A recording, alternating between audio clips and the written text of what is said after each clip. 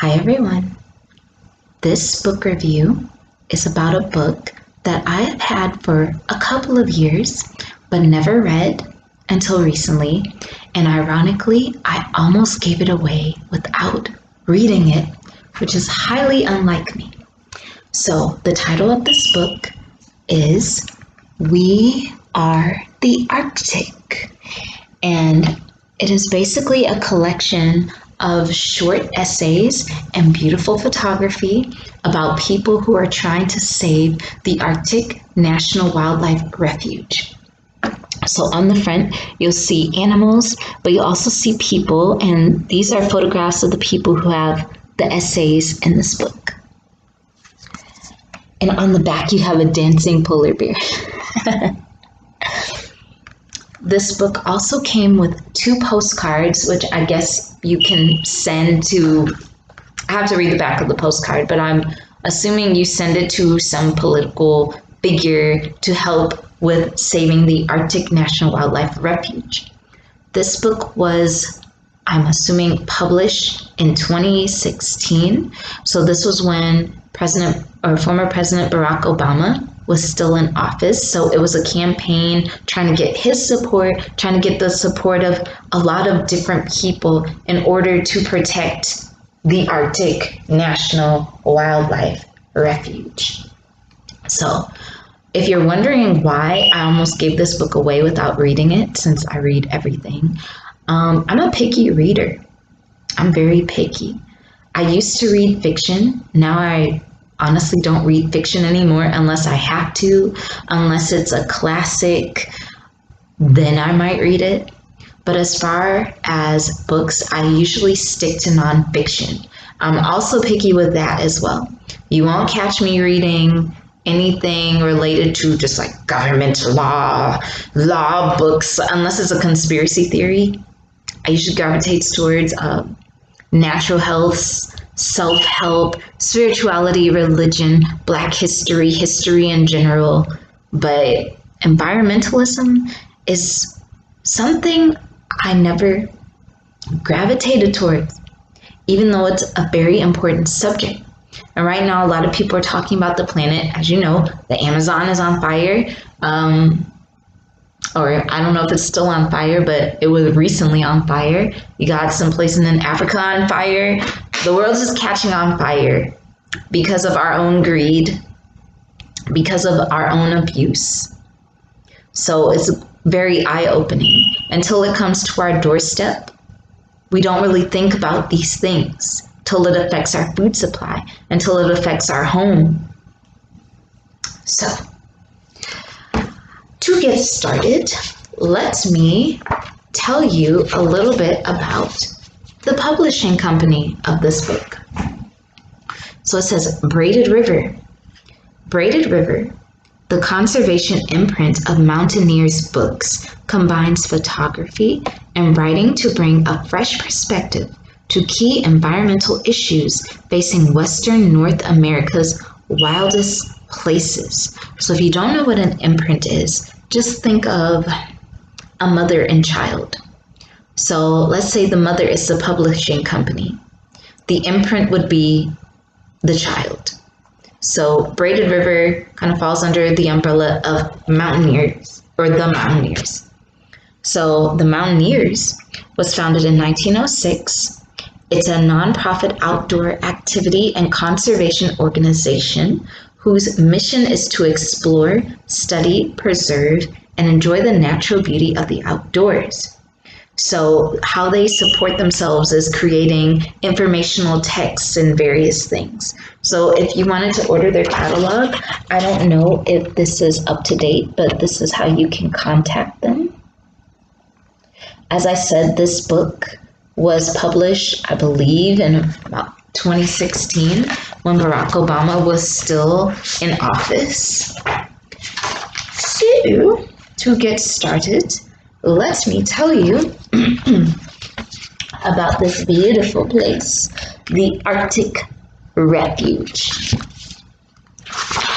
It begins with a map which shows you all of the vastness of this beautiful land, and at the top it says Arctic National Wildlife Refuge with coastal plain.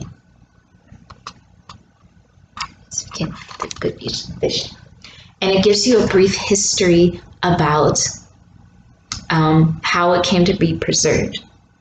So it says in the 1950s, there were two conservationists, Olaus and Margaret Murray, and they led campaigns to establish the nation's first ecosystem scale conservation area. In 1960, Republican President Dwight D. Eisenhower made this vision a reality by establishing the 8.9 million acre Arctic National Wildlife Refuge. And it's specifically for its unique wildlife, wilderness, and recreational values.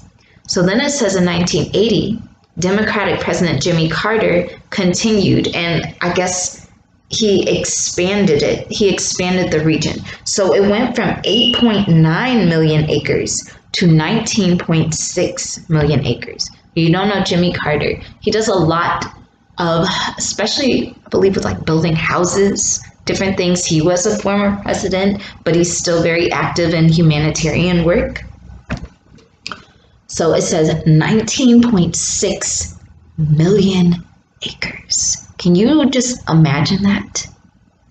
19.6 million acres of wilderness. That is why the Arctic Refuge, the people in this book, I've read it several times, them saying this, they call it America's Serengeti, untouched by modernization, untouched by buildings, untouched by roads, untouched by just like human beings building whatever we built, you know, pumping oils and different things out of the ground instead of leaving things alone.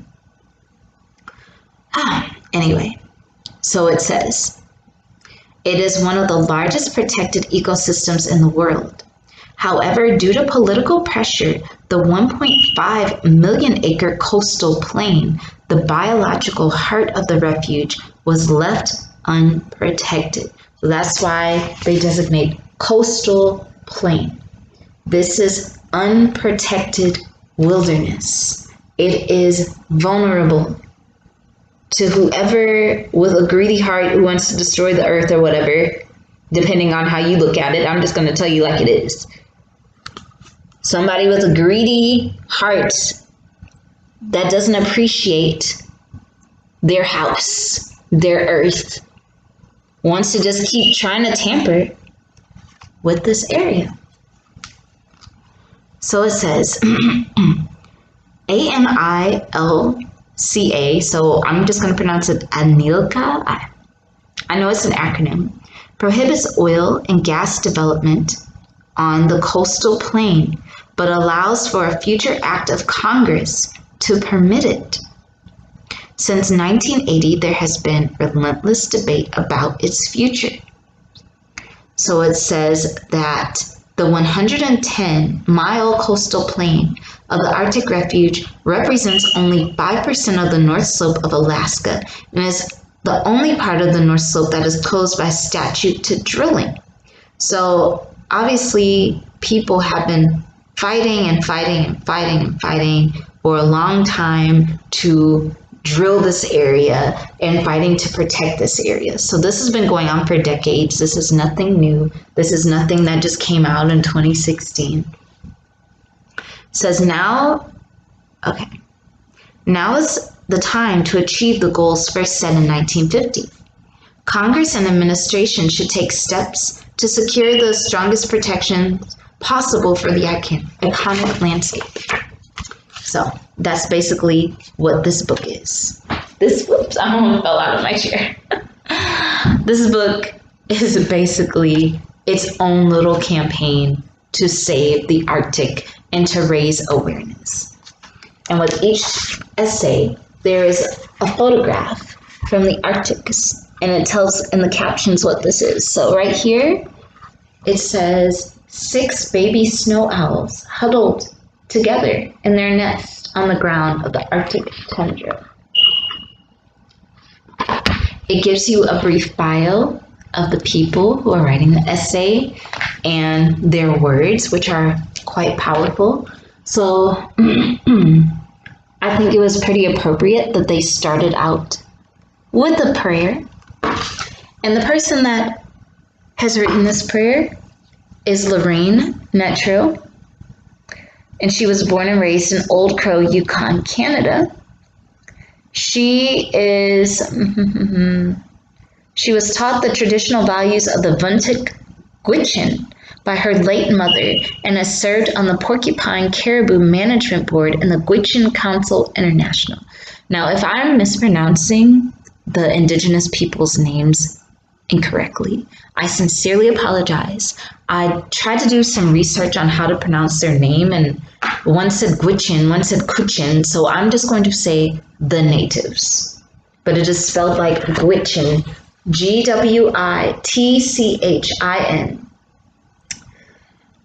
She says, Creator God, we give you thanks for the many blessings you have provided. We pray for those who are facing challenges in their lives and for those who live without clean water, nourishing food, and safe shelter. And she basically prays for the region because these were left from their ancestors, our ancestors, to protect. And we're not just supposed to let anybody come in and take it over and disrespect the earth. Because when you disrespect something, no matter what it is, whether it's a bear, whether it's a woman scorned, you're going to get bitten somehow in some way, shape, or form. And right now the earth is basically doing her little thing. Obviously she's mad. Obviously she's setting things on fire. Obviously she's causing some earthquakes and stuff and some tidal waves just to get us back into perspective. So yeah, we do need a prayer. Thank you, lady. Beautiful prayer. But all of these different people in this book are from different walks of life. You have people that were actually from the area or from, that region. You have people from across the world. You have people from other cultures. You even had a little girl in here. There's a guy who was a rapper that made music, and everybody went there for different reasons, whether they were studying the wildlife there, whether they're studying the plants and the birds, or because they were trying to heal from some type of trauma. So one of the things is the caribou. That's one thing I wanted to say. The caribou. And there's a woman in here that talks about the importance of the caribou. It was an Asian woman, I believe. Hold on one moment while I look for her. There's just so many stories in here, and story after story just is so empowering. It makes you not only want to do something for this community, but also your own community. This is what it is. This page. Gwich'in, or the indigenous people, dancers from Arctic Village at the 2010 gathering in Fort Yukon, Alaska. She says, in their creation story, the indigenous people, the original people of the Arctic, used to be caribou, which give birth and raise their young on the coastal plain. When they split, the caribou and the people made an oath that the caribou would always take care of the people as long as the people would always care for the caribou. For them, protecting the refuge is an obligation to caribou, their ancestors, and future generations. Sarah James, an elder, said that even during the starvation time in their history, the people never went to the coastal plain to hunt caribou. They chose to starve rather than intrude upon the caribou's birthing and nursing ground. For them, disturbing the sacred place meant jeopardizing their future. And this was written by, I think, Miho Aida. Born, I think it's Aida. Don't quote me on that. Born in Japan, is a filmmaker, educator, and the founder of the Environmental Media Project. If she can do it, you can too, empowering women through outdoor role models. So this story, this creation story, really hits home to me because it reminds me of a time when I went to Arizona during college and we were visiting, I guess, I cannot remember the exact words, but it was an area where a lot of scientists lived and they studied the universe. So there were telescopes everywhere. And there was this big telescope, like bigger than my whole apartment, okay? It was huge, the hugest telescope I've ever seen in my life. And they said that through this telescope, we could see the planet Saturn. So when it was my turn to go up, I looked through the tiny hole at the planet Saturn, and it was the most beautiful thing I had ever seen in my life. It was so eye-opening to me to just see something so beautiful, but so pristine, untouched by any blemish of mankind. I get that same feeling when I read this woman's essay. The people had so much respect for the living creatures there because they were, interconnected with each other, that they were willing to die than disturb the natural order. It reminds me of a book that I read earlier this year about the kahuna and people of Hawaii and their relationships with sharks, or certain sharks. Like certain sharks represented their ancestors. Certain ancestors can embody sharks. And this is seen through other cultures as well. That's why they have a respectful relationship with various animals. That's why some animals are considered sacred. There's also, I guess, usually when I'm reading a book, I try to look for the presence of people of African descent. And one of them is this lady.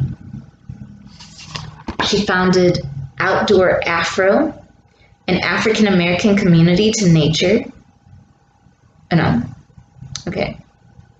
organization that connects people, especially from the African American community, to nature and the benefits of spending more time outdoors. And she talks about seeing a grizzly bear. Me, if I saw a grizzly bear, you would blink and I would be 10 miles away. Because I'm not about to be in this situation, okay? But she talks about, yes, a grizzly bear. Yes, it was frightening. No physical barrier stood between our group and this creature. For what seemed like several minutes, it curiously observed us. Then, following a sudden whiff of northern air and a distant porcupine caribou herd, it disappeared without fanfare into the brooks. I realize now that the experience was not about the bear or our fear of it, but rather our awareness of our humanity and its presence in its wild. We were not at the top of the food chain. We continued to see many creatures, countless caribou, several birds on my lifeless, tenacious mosquitoes. The wilderness as I experienced it in the Arctic is a system of immeasurable strength and resiliency. It was an honor to step out of my illusion of control and to know a type of dependence and fragility found only in the remote wild. I know I am better for it. And that's funny because when you're in the wild, anything goes. A wild grizzly bear does not care how much you have in your bank account. A wild grizzly bear does not care if you are poor, if you are wealthy, if you are a celebrity, or if you are an average Joe in a diner. When it's hungry for human flesh, there are no stereotypes. There are no barriers. But a lot of people, as she said, have to give up their control because we're so used to living in this artificial environment. Like even going to a park is almost artificial. It's not truly real. It's kind of close to nature, but it is not true nature where nature is doing its own thing without our disturbance at all. I remember when I turned 28, I went to Chicago for my birthday, and it was just to get away from St. Louis. I'm like, I just want to get away. I don't want to be here on my birthday. I just don't want to be here. I want to go somewhere else. So I went to Chicago, and all day long, just noise and noise. And ironically, Lollapalooza was going on that day. I did not know anything about that concert. But there's this flood of teenagers just coming out of just nowhere. Everywhere I looked, there was a person, because this was August. I go in a coffee shop, there's like 100 people. I turn a corner, there's a person. I look up, there's a person. I look down, there's a person. There's noises from over here and noises from over there. And I did not realize how much noise was happening until I went to the library and my ears were ringing. When I finally got that bout of silence, my ears were ringing. When I came back to St. Louis the next day around 4 a.m, and I was walking to my old apartment, the streets were empty, it was dark, and there was a cat just sitting there, and it was quiet. It was absolutely silent. And for the first time, I felt so grateful for this beautiful silence. I felt grateful that I could just walk down the street and see no one. I felt like I was in my own world. And that is why this Arctic region must be protected. That's why all of these different places of refuge and solitude need to be protected. A human mind can only take so much. A human mind can only take so much, I guess, commotion and chaos and noise and man-made noise. There's artificial light. There's never a time for the mind and the soul to rest. But yeah, in this book, there's politicians. There's people that were veterans that had come from the war, and they basically went out into the Arctic refuge just to gather themselves, to gather their souls, and really reflect on their experiences and heal from their trauma. This is especially good for veterans because, like, sometimes they'll come back and they'll have PTSD, and they'll come back into an environment, usually if they're living in an active city, that's just loud, rattling, a car backfires, they have some traumatic memory, and it causes a reaction. They never have a time to just reflect and rest and be at ease. When the human body does not get that rest, we become restless. Like, we start to get sick. It manifests into some physical ailment. There's a little girl in here. She wrote an essay and actually inspired She inspired Congressman Hank Johnson from Georgia to co-sponsor the Udall-Eisenhower Arctic Wilderness Act. She was working on our homework in the library, and she's like, "Are you a congressman?" And then she told him about her passion for protecting the polar bears and different things. And so this one child inspired somebody in a high position to do something. A place of healing. This man talks about he came here after serving as an army infantryman in Vietnam. And he started doing a wilderness guiding business in the Alaskan Arctic. So yes, if you're interested in reading all of these stories, you can purchase this book. I believe it's on Amazon.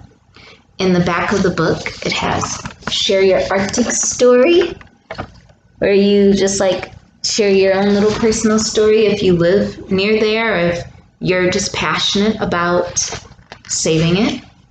It also gives you brief facts about the Arctic National Wildlife Refuge.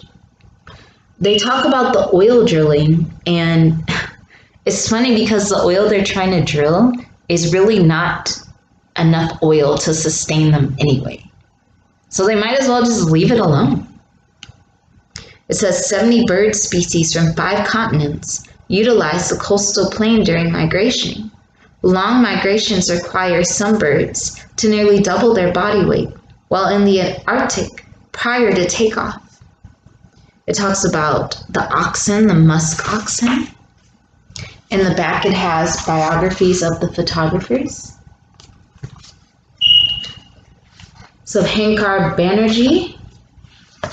So I'm going to close this book with a poem that is listed in here, and it is by Terry Tempest Williams, who is an award-winning author of 18 books, back in 2016, and it is called In Situ. Forgive me if I mispronounce any names. In Situ. This is what I saw in the village of Koktovik. Painted houses on the edge of the sea. Boats, trucks, snow machines, men, women, and children. Sled dogs, chained to stakes, waiting for snow. Caribou skins, wolverine skins, geese, a boneyard of bowhead, whale skulls, vertebrae, and ribs. Great white bears swimming to the shore. Great white bears walking toward the boneyard. Great white bears standing among bones, licking bones, becoming bones. This is what I saw outside the village of Koktovik. A snowy owl standing on a tussock, draped in fog, yellow eyes burning. And when the fog lifted, a forest of large white crosses of Inupiat elders stood behind her. And behind them, a line of light, the brook's range. It was not a mirage. This is what I remember from the village of Koktovik. 3 gunshots heard at night is a warning of polar bears in the village. 3 gunshots heard at night of polar bears in the village walking. 3 gunshots heard at night, and I remember looking out the window. I met a woman named Marie. Marie was dancing in the village, twirling, twirling, twirling in the middle of the road. Her family's fishing camp had collapsed into the sea. There is no sanctuary from the rising seas or the warming earth, only the refuge of our own making. I will end with this beautiful photograph. Sad, but beautiful. Let us not let our world become like this. Let us keep the natural order of the world. We are the Arctic. You can also go on wearethearctic.org if you would like to sign the petition and to learn more about it. So thank you for watching this video. I hope you all learned something or felt something. And stay tuned next time for more videos.